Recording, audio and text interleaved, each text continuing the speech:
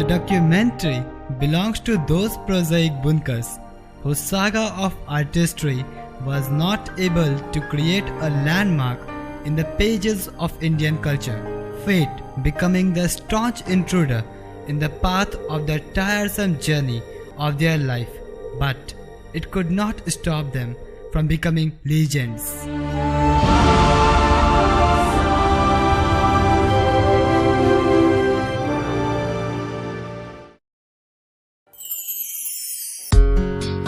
Nestled in an encircling rim of history in the horn of Bihar, Bhagalpur, known to be the Bhagdatpuram, meaning city of good luck, is situated on the brink of the holy river Ganga. Lurking in the corridors of Indian epics, it can be described as the kingdom of Ang in the Ramayana and the Mahabharata. Bhagalpur is the administrative headquarters of Bihar state in the eastern part of India.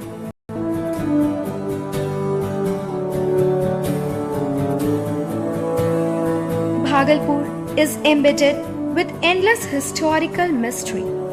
The mesmerizing beauty of Tilka Manji, vista sites of the Ganges, the ghostly Rabindra Bhavan, the stupendous Jain temple, the Crowdy station, and many more are the sites which prints an indelible mark on the inner core of one's heart. The significance of this place stems from the fact that it had the fortuity of being visited by Lord Buddha a number of times.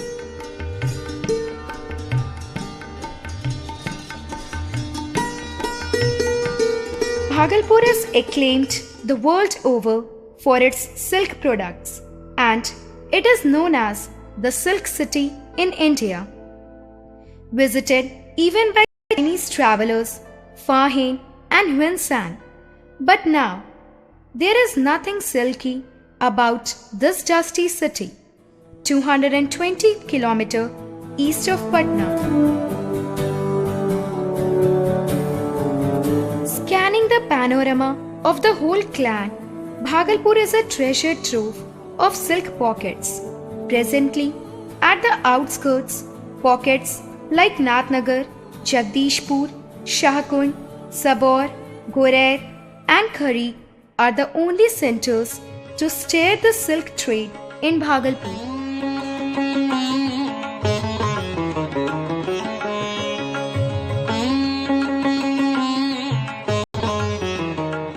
The uniqueness of Bhagalpur is etched on its silk thread.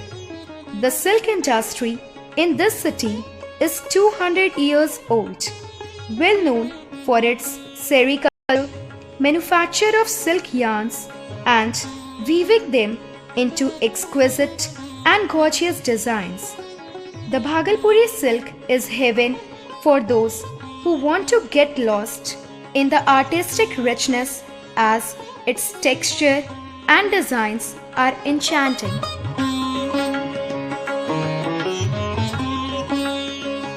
Etymologically, sericulture can be defined as the cultivation of silkworms.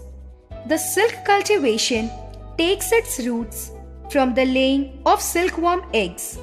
These tiny eggs of silkworm moth are incubated about 10 days until they hatch into larvae.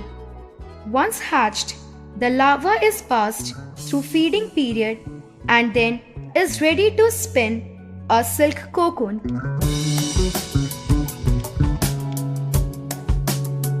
The cocoon is then treated with hot air, steam, or boiling water. The silk is then unbound from the cocoon by softening the sericin and then delicately and carefully unwinding or reeling the filaments from 4 to 8 cocoons at once, sometimes with a slight twist, to create a single strand. The amount of usable silk in each cocoon is small, and about 2,500 silkworms are required to produce a pound of raw silk. मेरा नाम है बीबी असगरी खातून। गांव का नाम है बौदेल है। 50 ग्राम 30 ग्राम इसमें माल निकलता है दिन भर में, और 10 टका भी मजदूरी नहीं होता था। हम लोग का पोसाता है कुछ भी, जब रोजगार है तो कर रहे हैं, क्या करें। Driving from raw silk to finished weightless fabrics is geared by looms used to weave cloth. In 1791, Edmund Cartwright learned how to ride over power loom in Manchester. However, news gradually spread that an unskilled boy could weave 3.5 pieces of material on a power loom in the time a skilled weaver using traditional method wove one by one.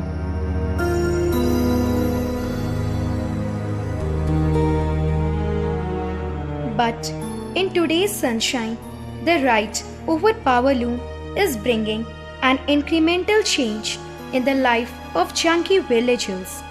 The famous silk city is now at the brink of losing its luster. The industry is suffering from numerous issues like lack of credit, power shortage, and open market competition from other silk manufacturing centers.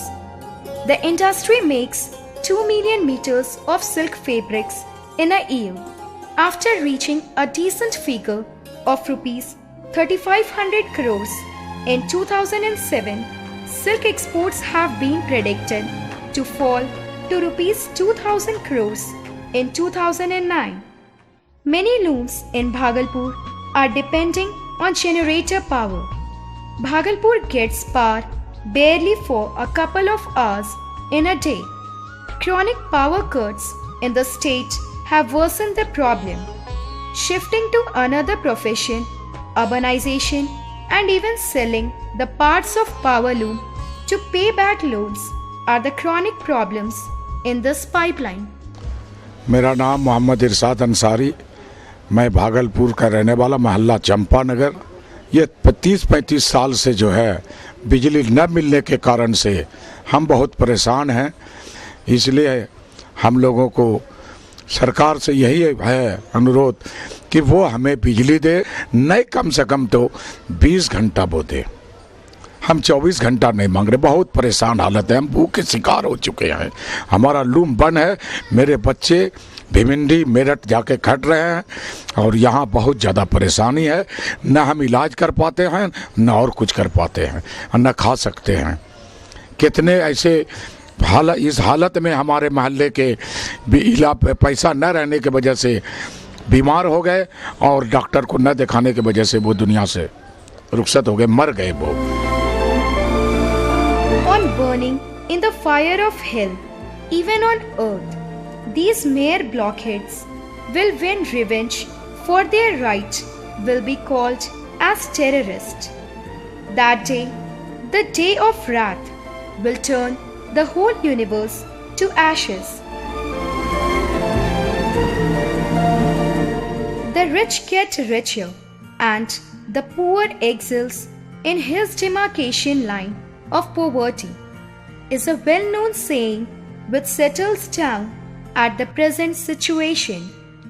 On one hand, the innovation of power loom was a boon for the rich merchants, but from the other side of the coin, it is a curse for handloom weavers, in layman's words called as bunkers.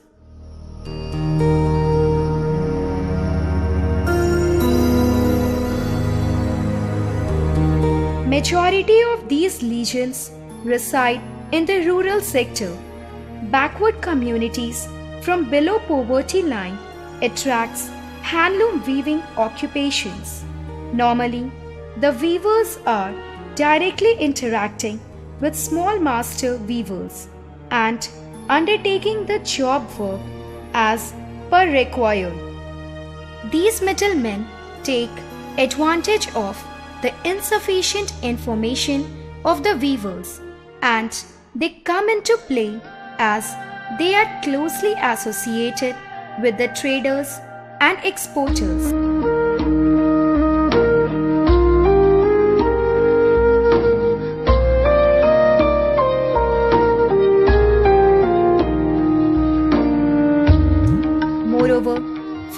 direct marketing perspective, Bhagalpur weavers are not having access to the modern value addition facilities, including dyeing, printing, designing, which are required for the production of good quality mix for export market. Practically, for all the process involved till weaving of fabric, just 30 to 35 rupees per meter is paid to a weaver on an average.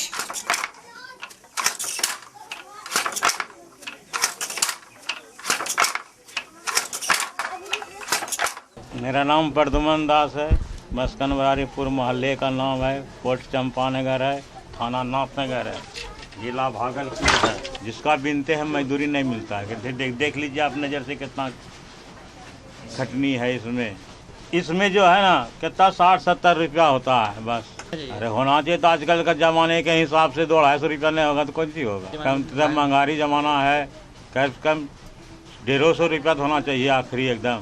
50 परिवार है पोसेंगे। हम लोग का चाहिए कि कोई तरह की सोसाइटी हो, बुनकर का जो है वहाँ से माल ले, यही होना चाहिए लेकिन अच्छा प्रॉफिट हम लोग को मिले। Handloom sector was written off as a sunset sector in 1940s, even before independence, and also in 1960s. Despite these early warnings, this sector continues to cater to the clothing needs of many.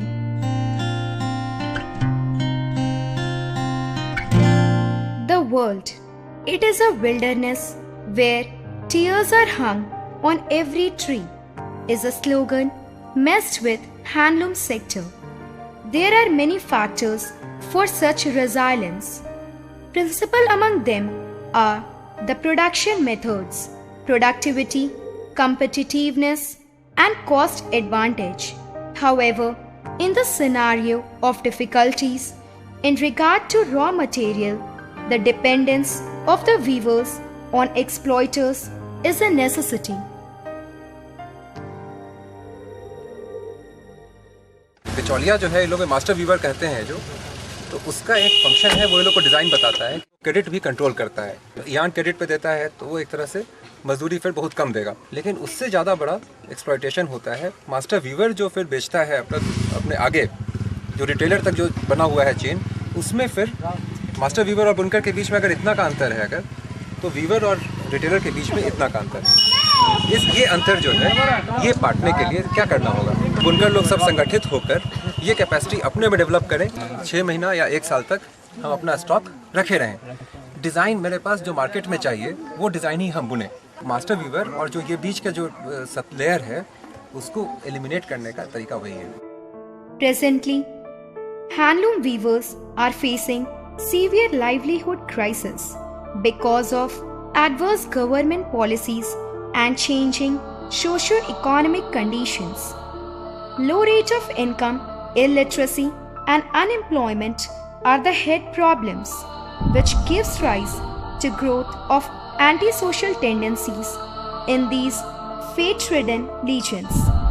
There have been number of suicides, population growth, drug addicts, and adverse health conditions are the output to these problems.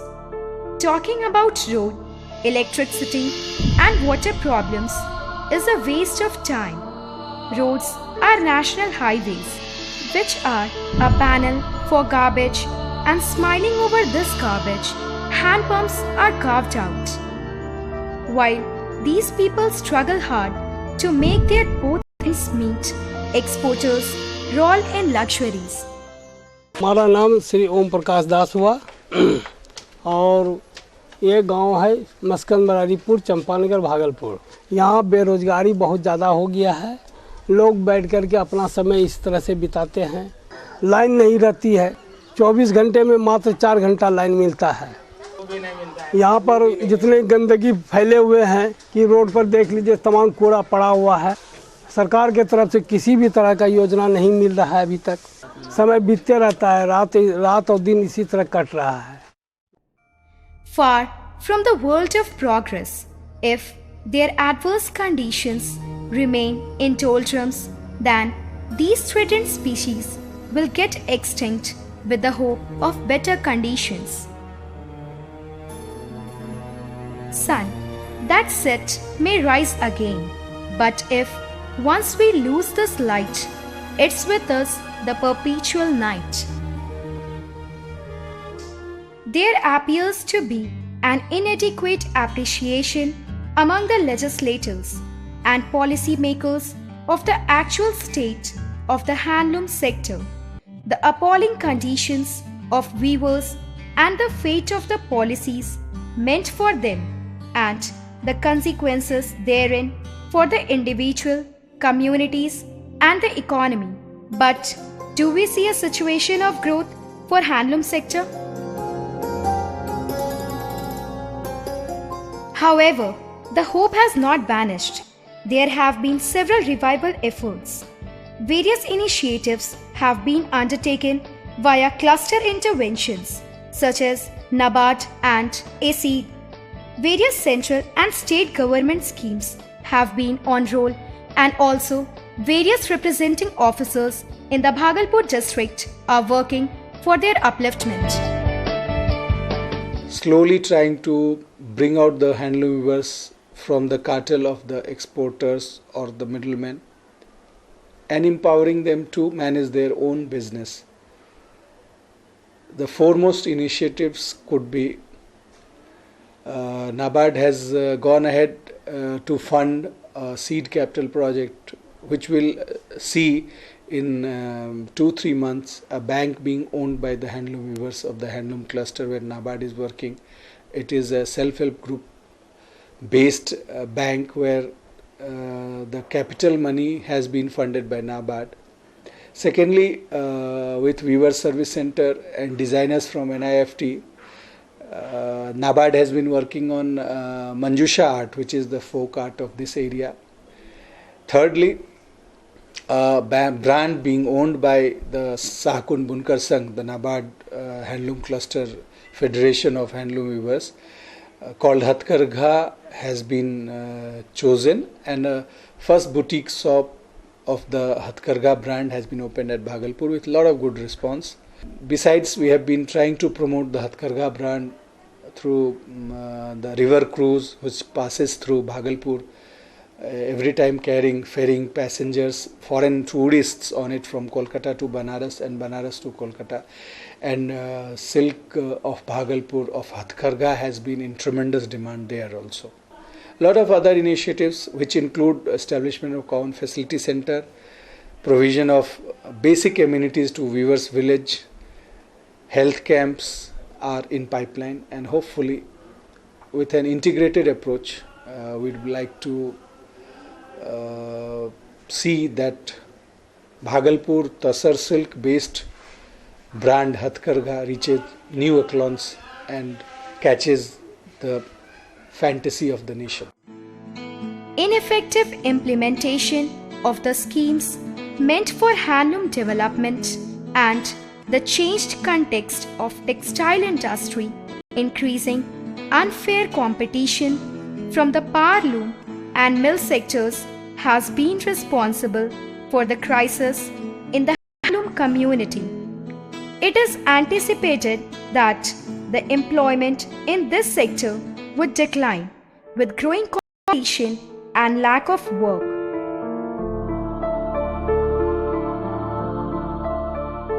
Men was born free but is chained everywhere as these bunkers revolve around their doomed fate, whose tagline is to dig the well and drink water. Their fainted, dim-lit fate has rendered them as unexplored gems that lay undeterred in the unfathomed caves of the measureless oceans.